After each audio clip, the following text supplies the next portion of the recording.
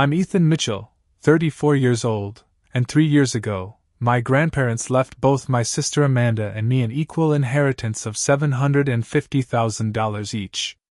We were always close growing up, but money has a way of revealing who people truly are. What started with luxury cars and exotic vacations for her ended with a shocking lawsuit that tore our family apart.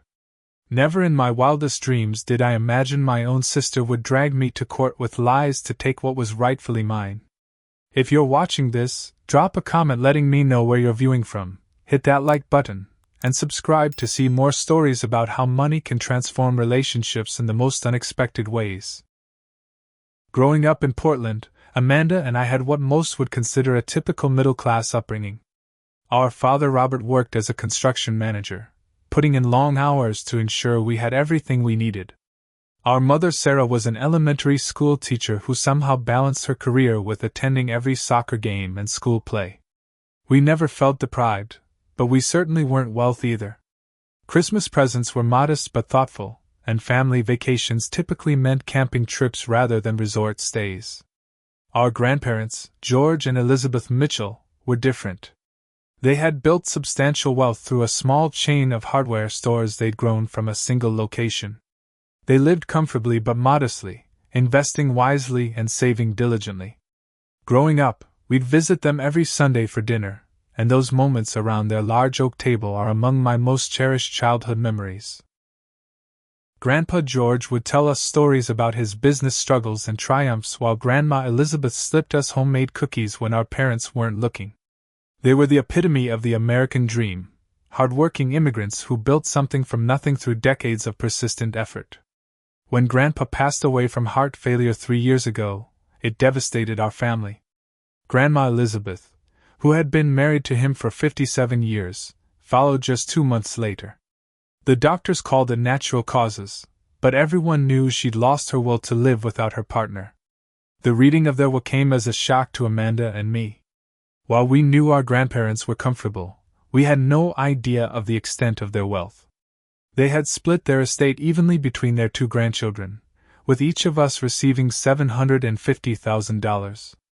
Our parents received their house and personal possessions but supported this financial distribution completely. I remember sitting in the attorney's office, holding the check, feeling a mixture of gratitude and grief. This money represented my grandparents' life's work, their sacrifices, their legacy.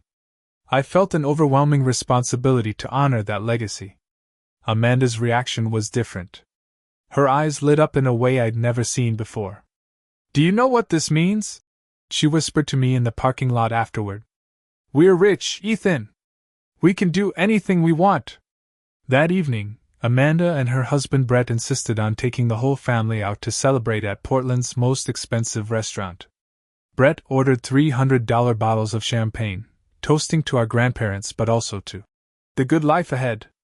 Something about his enthusiasm made me uncomfortable, but I dismissed it as grief manifesting differently in different people. Over dinner, our parents gently suggested we both meet with financial advisors before making any decisions. "This kind of money needs proper management," Dad said. "It could set you up for life if you're careful." Brett scoffed at this. "They're adults," he said, his arm draped possessively around Amanda's shoulders. "They don't need financial babysitters telling them what to do with their own money." Mom exchanged a worried glance with Dad, but they didn't push further. I noticed Amanda didn't disagree with Brett, though she'd always valued our parents' advice before. The warning signs continued to flash over the next few days. Brett, who worked as a sales manager at a luxury car dealership, had always lived slightly beyond his means. The leased sports car, the designer clothes, the flashy watch, all spoke of someone prioritizing appearance over financial security. Amanda, who worked as a marketing coordinator, had gradually adopted similar values during their 5 years of marriage. Within a week of receiving her inheritance, Amanda called me excitedly to share that she just purchased a brand new Mercedes SUV, paying the full $85,000 in cash. "Brett says it's a great investment," she explained. "Cars like this hold their value." I bit my tongue. As someone who drove a 5-year-old Honda, I couldn't fathom spending over 10% of my inheritance on a depreciating asset. But I told myself it wasn't my place to judge. We were both adults, and the money was hers to use as she saw fit. Still, I couldn't help but worry about the influence Brett seemed to have over her financial decisions. "Have you thought about meeting with a financial advisor?" I asked carefully. "Brett has a friend who works in finance," she replied dismissively. "He's giving us some tips. Don't worry so much, Ethan. This money is meant to be enjoyed." I nodded, already feeling the first cracks forming in our previously close relationship. Money was changing things between us, not because it had changed who we were, but because it was revealing our true values and priorities. I just didn't realize then how wide those cracks would eventually become. While Amanda and Brett wasted no time enjoying their newfound wealth, I took a different approach. The week after receiving my inheritance, I scheduled an appointment with Jessica Morgan, a certified financial advisor recommended by a colleague. Jessica helped me create a diversified investment portfolio, allocating most of the money toward long-term growth while setting aside a small portion for more immediate needs and wants. "The goal," Jessica explained, "is to make this money work for you over the long term. With proper management, this inheritance could provide security for you and eventually your own family for decades to come." I continued working my software development job, enjoying the security of knowing I had a substantial safety net. The only immediate changes I made were paying off my student loans, making some modest home improvements to my condo, and taking a 2-week vacation to Japan, something I'd always wanted to do. The rest went into investments that Jessica helped me select. Meanwhile, Amanda and Brett's lifestyle underwent a complete transformation. The Mercedes was just the beginning. Within the first year they had sold their starter home and purchased a 4,000-square-foot house in one of Portland's most exclusive neighborhoods. Completed a $150,000 renovation on the new house, including a backyard pool and home theater. Taken trips to Bali, Paris, and the Maldives, always staying at 5-star resorts. Replaced Brett's already new car with an even more expensive sports car. Filled their closets with designer clothes, shoes, and accessories. Joined an exclusive country club with a $50,000 initiation fee. Each time we got together, they had a new purchase or experience to boast about. At Thanksgiving dinner at our parents' house that first year, Amanda arrived wearing a necklace she casually mentioned cost as much as Mom's car. The shift in her personality was subtle but noticeable. She talked more about things than experiences or relationships, and every story seemed to revolve around how much something cost or which celebrity had been spotted at a restaurant they'd visited. Our parents exchanged worried glances throughout the dinner but said nothing. Later, as I helped Mom with the dishes, she confided in me. "I'm concerned about your sister," she whispered. "This doesn't seem like her. It's like Brett is driving all these spending decisions." "I know," I admitted. "But what can we do? She's an adult. Maybe you could talk to her? She's always looked up to you." A few days later, I invited Amanda for coffee, just the two of us. We met at our favorite local cafe, a place we'd frequented since high school. It felt strange seeing her pull up in her luxury SUV, dressed in clothes that probably cost more than my monthly mortgage payment. "So," I began carefully after some small talk, "how are you feeling about everything?" "That's a lot of changes in just 1 year." Amanda's smile faltered slightly. "What do you mean?" "Just the house, the trips, everything. It's a lot of spending in a short time. I'm wondering if you're also thinking about the long term." Her expression hardened. "Oh, I see. Mom put you up to this, didn't she?" "No one put me up to anything," I said, though that wasn't entirely true. "I just care about you." "Well, don't worry about me. Brett and I know what we're doing. Just because you decided to live like you're still broke doesn't mean we all have to." The comment stung. "Amanda, I'm not telling you how to live. I'm just suggesting that maybe talking to a financial advisor could be helpful. This money could last a lifetime if managed properly. Brett says financial advisors just want to take your money and invest it in ways that benefit them," she retorted. Besides, we are investing. Our house has already appreciated $100,000 since we bought it. I knew better than to argue about real estate being the only investment they were making. The conversation had already gone south faster than I'd anticipated. When I got home that evening, my phone pinged with a text from Brett. "Stay out of our financial business. Amanda was upset all evening because of you." I didn't respond, deciding it was better to back off. If they wanted to spend all their money, that was their choice.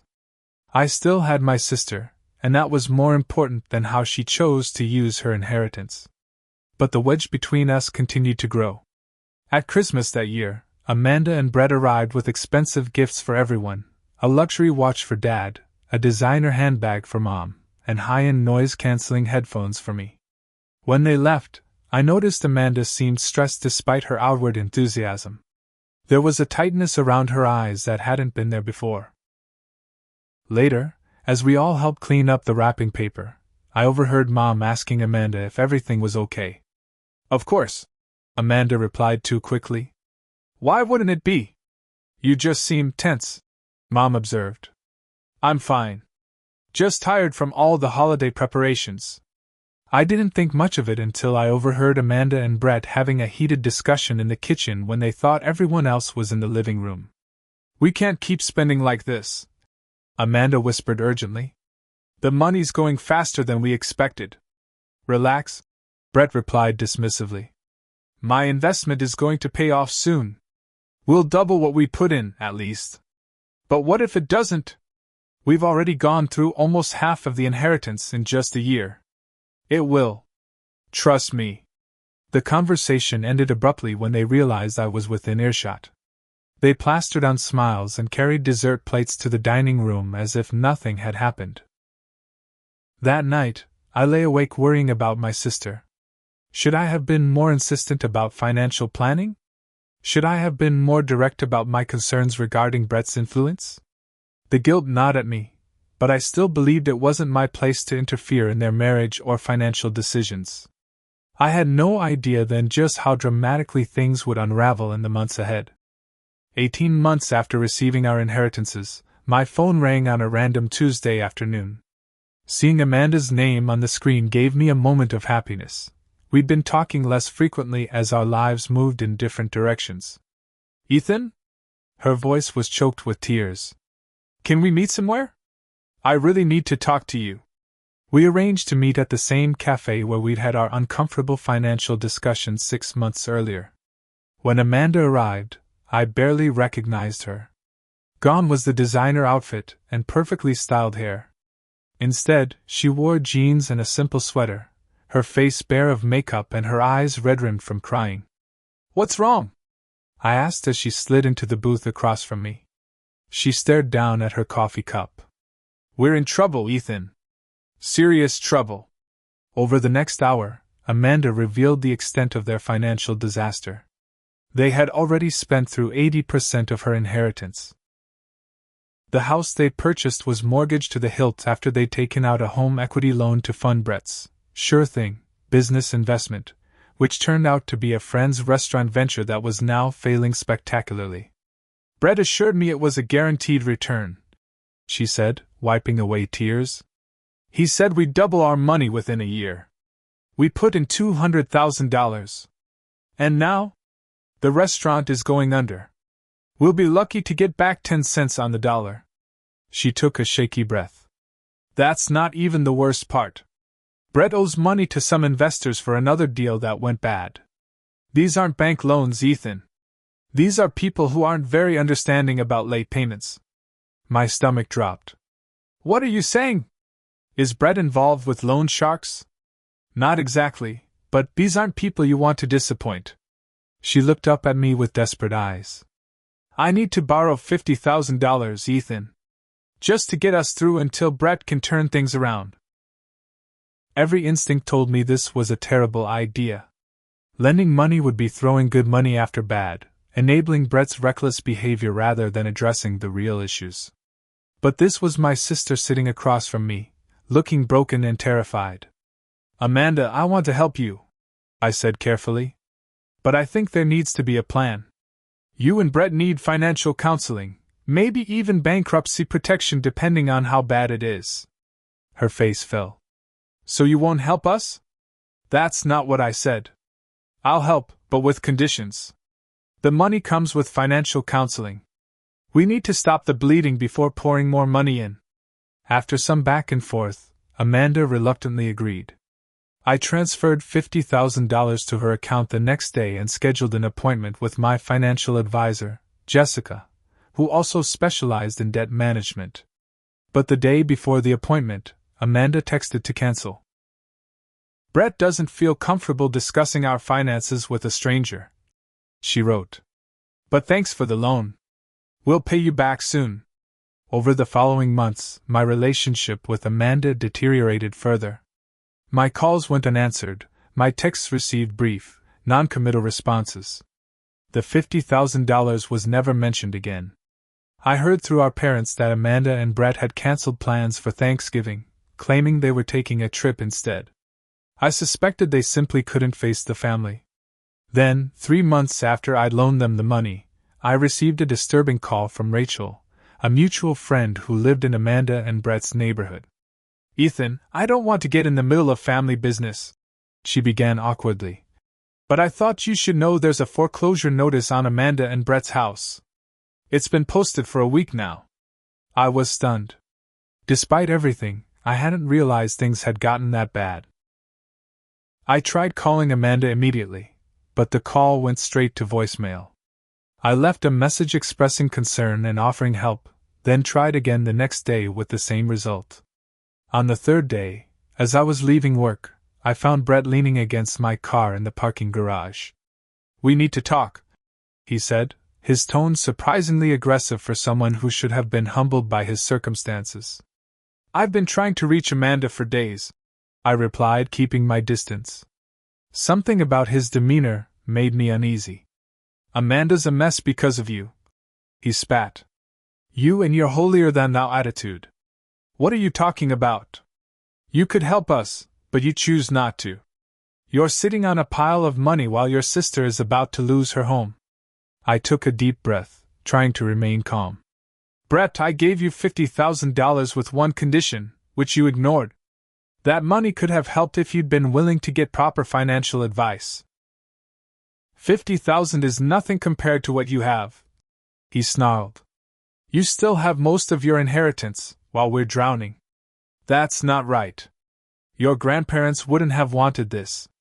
They wouldn't have wanted their hard-earned money squandered on luxury cars and failed investments either. I shot back, my patience wearing thin. Brett stepped closer, his face contorted with anger. You think you're so much better than us. Well, you're not. And if you won't help your sister willingly, maybe the courts will make you do the right thing.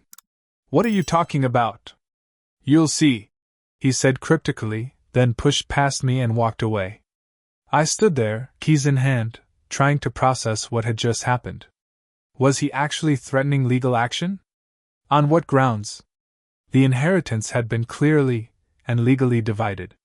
That evening, I tried calling Amanda again. To my surprise, she answered on the third ring. What do you want, Ethan?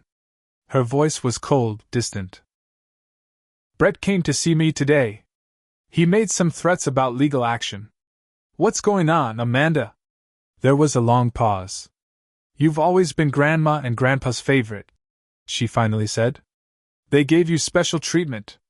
We have proof. I was dumbfounded. That's absolutely not true. We received exactly the same amount. There's more to it than that, she replied vaguely. Our lawyer says we have a case. Amanda, this is insane. We can work this out as a family. Please don't do this. It's already done, she said flatly, and hung up. I sat in my living room, phone in hand, feeling like I'd been transported to some alternate reality. My sister, who I'd shared childhood secrets and teenage dreams with, was now apparently planning to sue me. And for what? Money she and her husband had squandered while I had been responsible? The betrayal cut deep, leaving a wound I wasn't sure would ever fully heal. But I had no idea then just how much worse things would get. 2 weeks after Brett's parking garage threat, I was reviewing code at my desk when a courier arrived with an envelope. My hands shook as I signed for it, already suspecting what it contained. Inside was a formal legal complaint filed by Amanda and Brett against me, alleging that I had exerted undue influence over our grandparents to secure a larger share of their estate through hidden transfers and secret agreements. The document claimed that while Amanda and I had each received $750,000 in the official will, I had manipulated our grandparents into transferring additional assets to me before their deaths. It further alleged that I had taken advantage of Grandma Elizabeth's grief and diminished capacity after Grandpa George's passing to secure these supposed transfers. I felt physically ill reading these blatant lies. Not only was there no truth to any of it, but the allegations painted me as a manipulative predator who had taken advantage of the grandparents I had loved deeply. It was character assassination of the worst kind, made all the more painful because it came from my own sister. That afternoon, I contacted Michael Peterson, an attorney specializing in estate litigation. His office scheduled an emergency consultation for the following morning. I barely slept that night, my mind racing with confusion, anger, and profound sadness. Michael's office was in a converted Victorian home in downtown Portland. Despite my distress, I appreciated the calm, orderly environment as he reviewed the complaint. "This is a serious filing," he said, looking up from the documents. "But from what you've told me and what I'm seeing here, it appears to be built on fabrications. They're alleging specific asset transfers that would leave a paper trail. If these transfers never happened, we can prove that." "They absolutely never happened," I affirmed. "I received exactly what the will specified, nothing more." "Then we'll fight this aggressively," Michael assured me. "But I should warn you, estate litigation can be lengthy, expensive, and emotionally draining, especially when it involves family." "I understand. But I can't let these lies stand." The discovery phase of the lawsuit revealed the true extent of Amanda and Brett's financial disaster. They had indeed spent through almost all of Amanda's inheritance, but the situation was even worse than I'd imagined. Brett had a gambling problem that had been carefully hidden from the family. Significant amounts had been lost at casinos and through online sports betting. The restaurant investment had been a desperate attempt to recoup those gambling losses, not the calculated business decision they portrayed it as. Moreover, Brett had taken out loans from private lenders at exorbitant interest rates, using their house as collateral without Amanda's full knowledge. They were underwater on their mortgage, facing credit card debt exceeding $100,000, and still owed money to several angry investors. The lawsuit against me was literally their last hope to avoid complete financial ruin. Our parents were devastated by the situation. They tried repeatedly to mediate between us, arranging family meetings that Amanda and Brett either declined or that devolved into accusation-filled arguments. Dad aged visibly during this period, the stress etching new lines into his face. Mom cried frequently, torn between her children and unable to understand how we'd reached this point. "Can't you just help them out?" Mom asked me during one particularly difficult conversation. "For the sake of family peace?" "Mom, they're asking for over $500,000 based on completely fabricated claims," I explained gently. "This isn't about family help anymore. They're trying to take what isn't theirs through lies and manipulation." The lawsuit strained other relationships too. My girlfriend Sophia stood by me, but I could see the toll it was taking. Our plans to move in together were put on hold as I focused on the legal battle.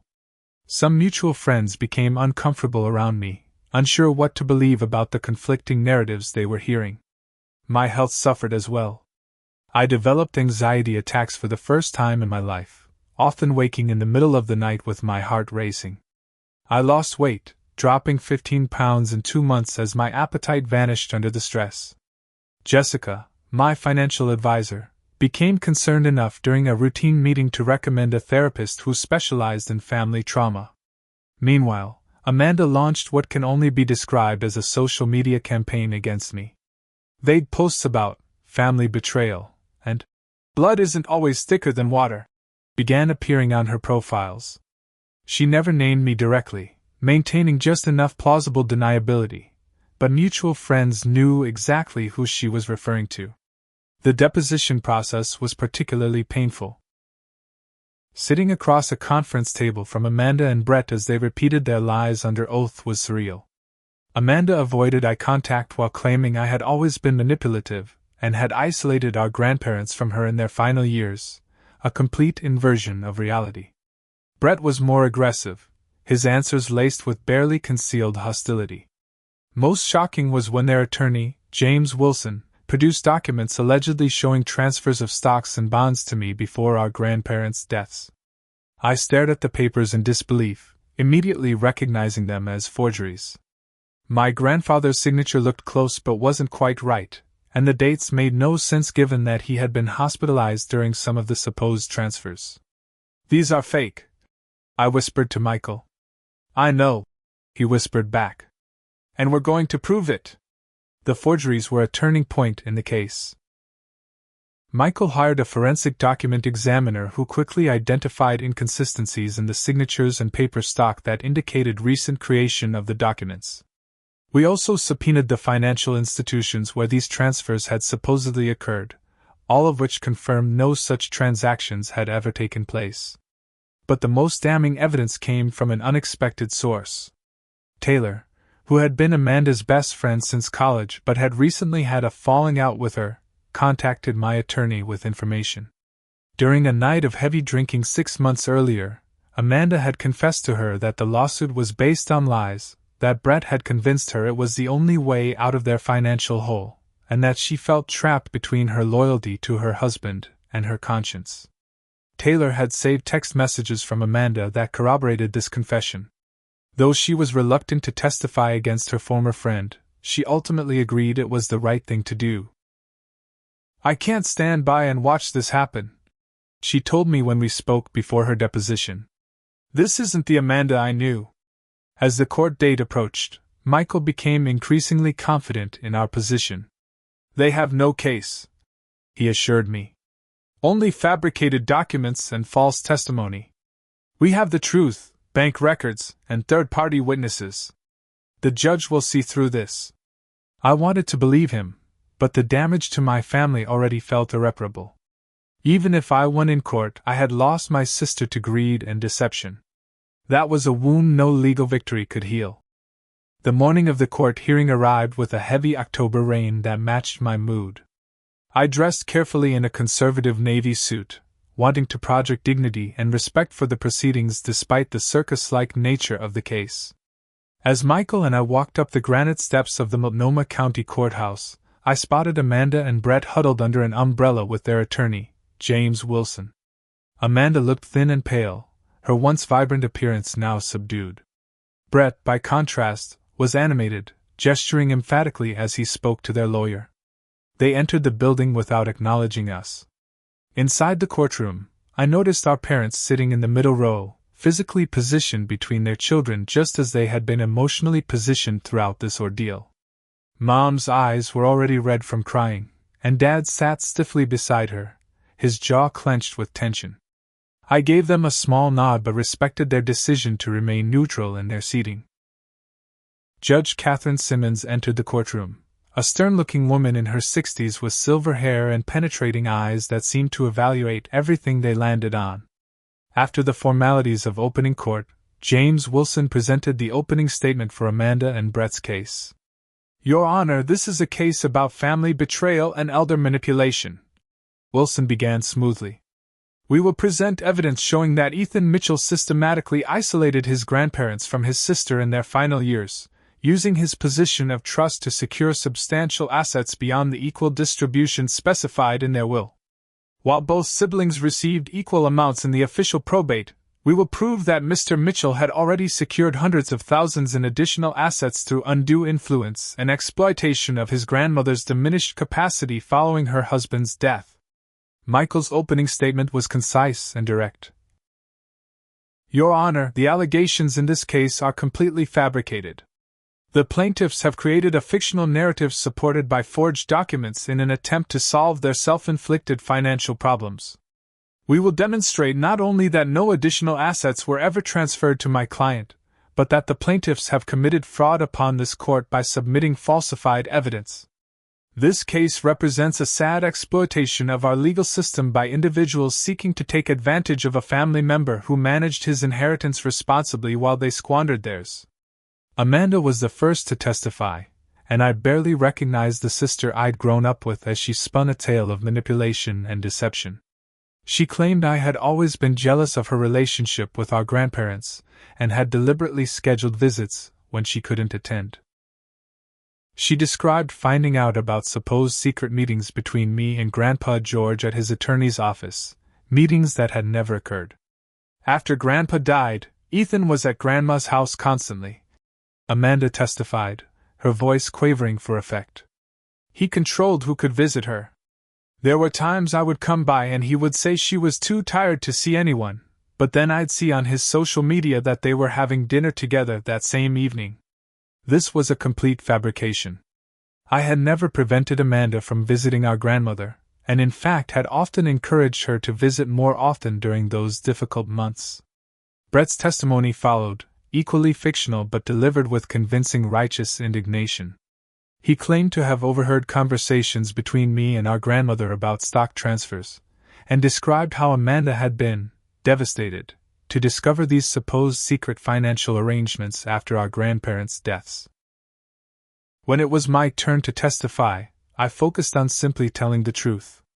I described my actual relationship with our grandparents, the equal time and love they had shown both grandchildren throughout our lives, and the complete absence of any asset transfers beyond the equal inheritance specified in the will. Your Honor, I said, I never received any stocks, bonds, property, or any other assets from my grandparents outside of the inheritance that was divided equally between Amanda and me. The documents submitted to this court are forgeries, as our expert witness has testified. The allegations made against me are completely false. The turning point came when Michael introduced our grandparents' personal journals and video recordings into evidence. Grandma Elizabeth had been a lifelong diarist, recording family events and her thoughts with remarkable consistency. Her entries from the period when I had supposedly been isolating her showed regular visits from both Amanda and me, though Amanda's visits had become less frequent after her marriage to Brett.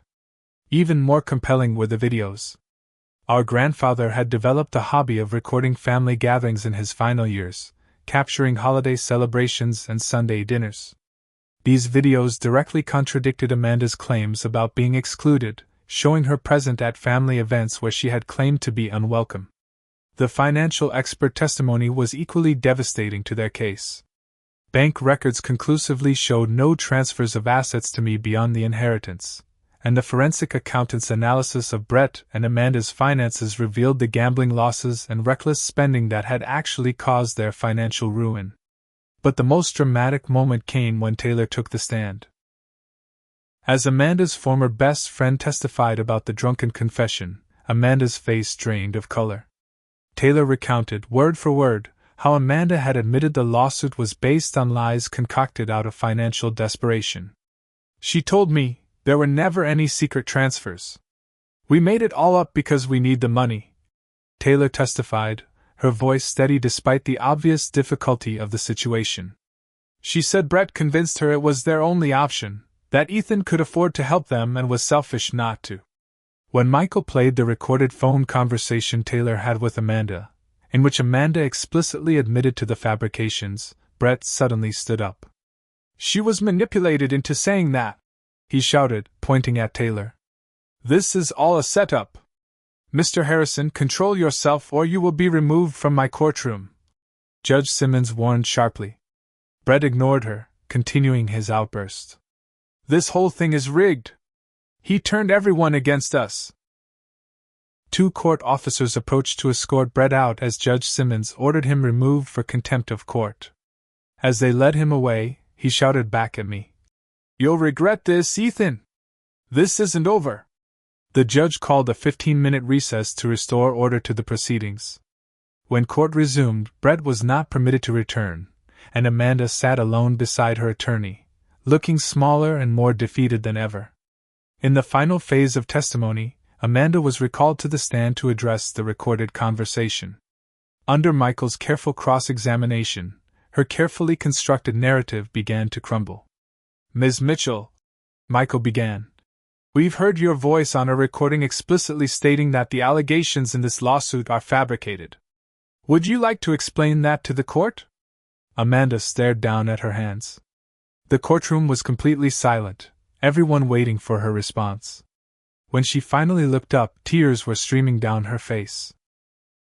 "I can't do this anymore," she whispered, then more loudly. "It's not true. None of it is true." "What isn't true, Ms. Mitchell?" Michael pressed gently. "The lawsuit. The allegations." Her voice broke. "Ethan never manipulated our grandparents. There were no secret transfers. We made it all up because we were desperate." Her attorney attempted to call for another recess, but Judge Simmons denied the request, instructing Amanda to continue. Through tears, Amanda confessed everything. The gambling, the debts, the failed investments, and finally Brett's plan to sue me as their last resort. Brett said no one would get hurt, that the insurance would cover any settlement, that it was just moving money around in the family where it was needed. She explained. "I knew it was wrong, but I was scared. We were about to lose everything." Judge Simmons listened to this confession with an expression of increasing severity. When Amanda finished speaking, the judge removed her glasses and addressed her directly. "Ms. Mitchell, do you understand that what you have just admitted to constitutes perjury and attempted fraud upon this court?" Amanda nodded miserably. "For the record, please verbalize your response," the judge instructed. "Yes, Your Honor. I understand." The judge then turned to James Wilson. "Counselor, I assume you wish to confer with your client before we proceed further?" Wilson, looking shaken himself, requested a brief recess, which the judge granted.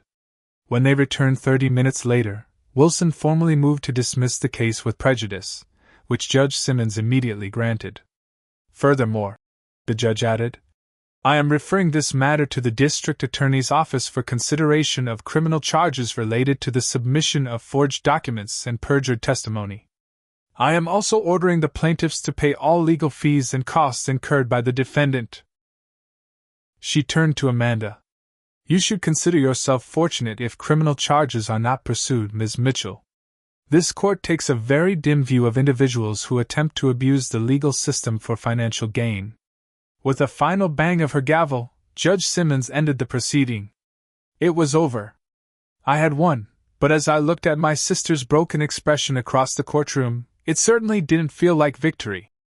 In the courthouse hallway after the ruling, Amanda approached me while Brett was still being processed for his contempt charge.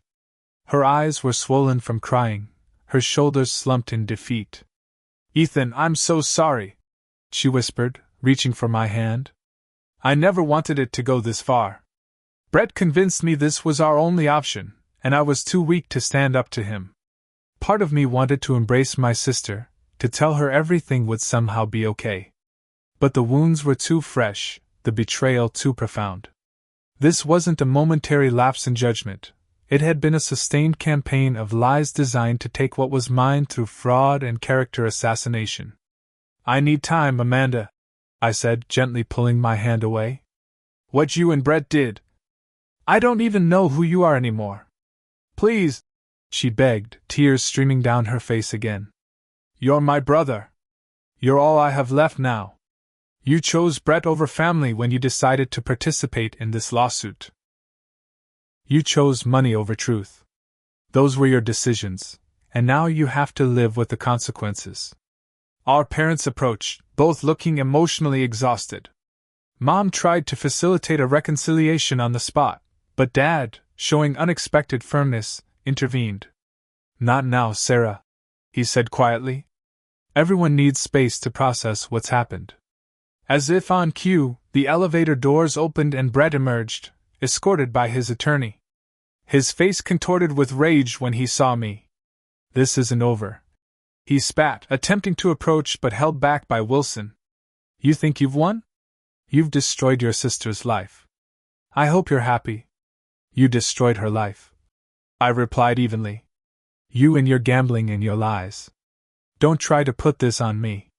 Security personnel moved closer, ready to intervene if needed. Wilson whispered urgently to Brett, who finally allowed himself to be led away, but not before delivering a final threat. "You'll regret this, Ethan. People like you always do."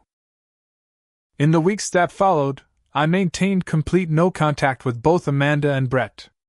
I changed my phone number, blocked them on social media, and instructed my attorney to handle any necessary communications. It wasn't about punishment, it was about self-preservation.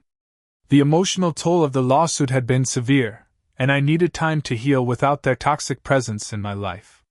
Through our parents, I learned that Amanda and Brett were divorcing. Apparently, the stress of the lawsuit and financial ruin had finally broken whatever bond had held them together. Brett moved out of their foreclosed home and disappeared from Portland, presumably to escape the various creditors pursuing him. Amanda moved into a small apartment and found an entry-level job at a marketing firm, starting over from scratch at 33.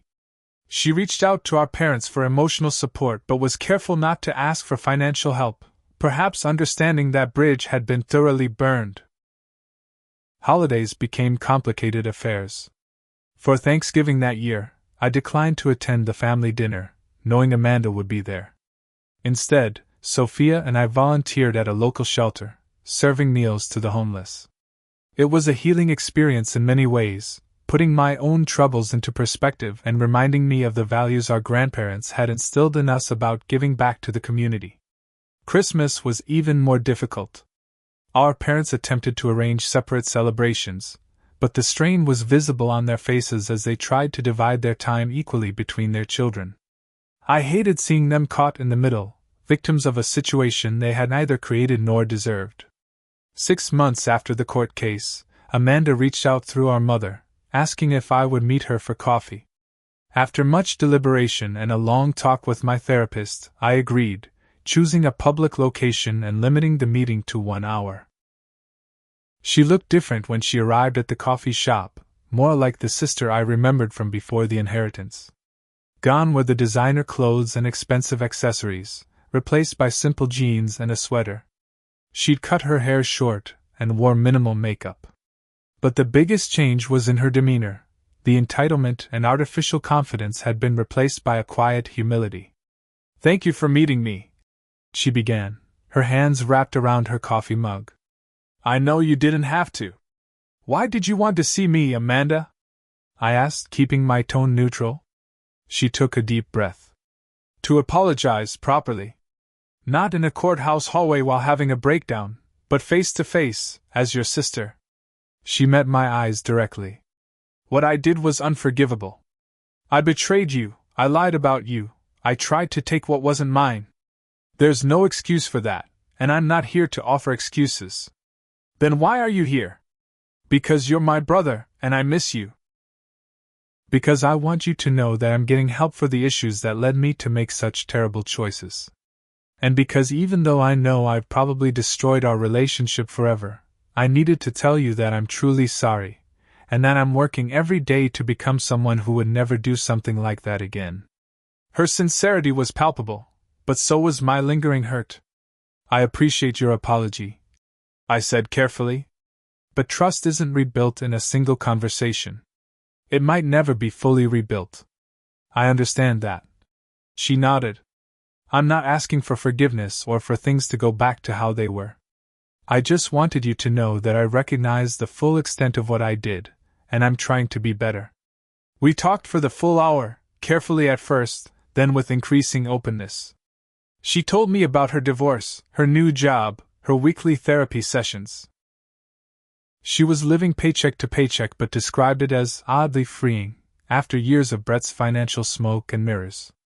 I shared limited details about my life, maintaining the boundaries I needed for my own well-being. When our time was up, we parted with an awkward handshake that evolved into a brief, tentative hug. "Can we do this again sometime?" she asked as we stood outside the cafe. "Maybe," I replied honestly. "Let's give it some time." Over the following year, we established a new pattern of carefully bounded interaction. Monthly coffee meetings extended to occasional dinners.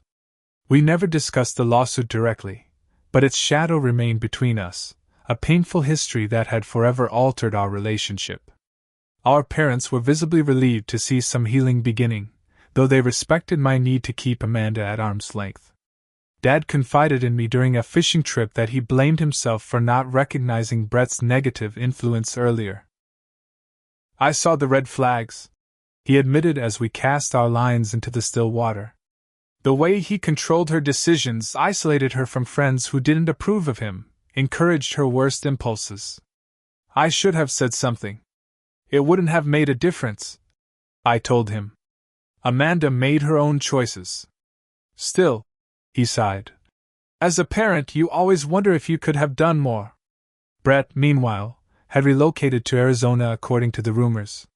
He had apparently resumed gambling and was already in trouble with new creditors.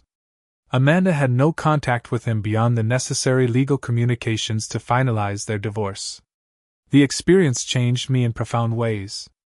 I became more cautious about who I trusted, more explicit about my boundaries, and paradoxically, more appreciative of the genuine relationships in my life. Sophia and I moved in together and got engaged, planning a small ceremony focused on quality time with our closest friends and family rather than expensive displays. The lawsuit, as painful as it had been, had clarified my values and priorities in ways I never could have anticipated. Money hadn't changed who Amanda and Brett were, it had simply revealed their true characters more quickly and dramatically than might have otherwise happened. And while I mourned the loss of the sister I thought I had, I was learning to accept the reality of who she actually was, with all her flaws and potential for both terrible mistakes and genuine growth.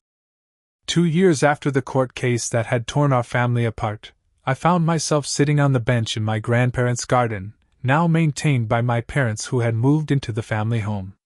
The roses Grandma Elizabeth had lovingly tended were in full bloom, their scent filling the warm summer air as I reflected on the journey of the past 5 years. The inheritance that had once seemed like such a blessing had become the catalyst for both destruction and growth. Amanda and I had rebuilt a limited relationship, meeting for coffee every few weeks and occasionally joining our parents for dinner. It wasn't the easy closeness we'd once shared, but it was civil and gradually becoming more genuine. Amanda had stayed true to her commitment to change. She remained in her modest apartment, working steadily at her marketing job where she'd earned a promotion. She attended therapy regularly and had even started volunteering at a financial literacy program for young adults, using her own cautionary tale to help others avoid similar mistakes. Brett had become a distant memory, though we occasionally heard stories of his continuing financial and legal troubles in Arizona. Amanda never spoke of him, having closed that chapter of her life completely. My parents had finally found peace with the new family dynamic. Dad had retired from construction management and spent his days woodworking in Grandpa George's old workshop. Mom continued teaching but talked of retirement in the next few years. They had accepted that their children's relationship would never return to what it once was, but they appreciated the civil reconciliation we had managed to achieve. As for me, the experience had shaped my approach to wealth and relationships in profound ways. While I continued to manage my inheritance responsibly with Jessica's guidance, I had also established a small educational trust for future nieces and nephews, regardless of whether they came from Amanda or my own future children. The money would be strictly controlled by independent trustees and dedicated solely to education expenses, my way of ensuring my grandparents' legacy would benefit future generations despite the turmoil it had caused in ours. More significantly, Sophia and I had established a charitable foundation in my grandparents' name, focused on financial literacy and responsible money management for young adults. The foundation provided scholarships and educational programs, turning the painful lessons of our family's experience into something positive that could help others. My relationship with Sophia had not only survived the stress of the lawsuit but had been strengthened by it. She had seen me at my worst, overwhelmed by betrayal and anger, and had stood by me throughout. We were now married, having exchanged vows in a simple ceremony attended by close friends and family, including Amanda. On that day, Amanda had approached me during the reception, glass of sparkling cider in hand. "You look happy, Ethan," she'd said, genuine warmth in her eyes. Sophia is amazing. You deserve this. Thank you, I'd replied, finding that I actually meant it. How are you doing, really? I'm okay, she'd answered thoughtfully. Not where I thought I'd be at this point in my life, but maybe where I need to be. I'm learning to appreciate what I have rather than focusing on what I don't. It was the most honest conversation we'd had since before the inheritance, a small but significant step toward authentic healing. Now, sitting in our grandparents' garden, I realized that money hadn't changed us so much as revealed who we already were. My cautious, thoughtful approach to the inheritance reflected values I'd always held. Amanda's vulnerability to Brett's materialistic influence and financial recklessness had exposed weaknesses that had likely always existed beneath her surface. The inheritance hadn't created our problems, it had simply accelerated and magnified them, bringing them into sharp relief more quickly than the normal course of life might have done. In that sense, painful as it had been, perhaps it was better to have faced these truths about ourselves and each other sooner rather than later.